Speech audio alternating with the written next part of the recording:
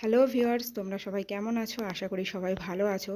তো চলে এসেছি আজকে আমি আপনাদের সামনে একটি চটজলদি বা ঘরোয়া পদ্ধতিতে কিভাবে টক দই করতে হয় সেই টক দইয়ের রেসিপি নিয়ে। তো টক দইটি তৈরি করতে গেলে সেটি আপনি যারা গ্রামে থাকেন তারা অবশ্যই টক দইটি জানেন কিভাবে তৈরি করতে হবে। যারা একটু শহরাঞ্চলে থাকেন তারা সর্বদা আপনারা বাজার থেকে কিনে খান। তো আপনারা কিভাবে বাড়িতে সহজেই টক দই তৈরি করবেন তো সেটি দেখে নিন।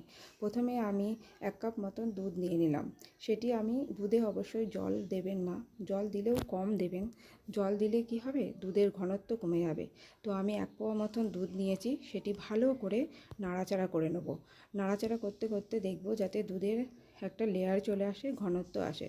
যত আপনি দুধ জাল দেবেন তত টক দইটি ভালো বসবে। আর দুধ জাল দিতে দিতে আপনি দেখে নেবেন যে দুধে যেন একটা হালকা কালার চলে আসে।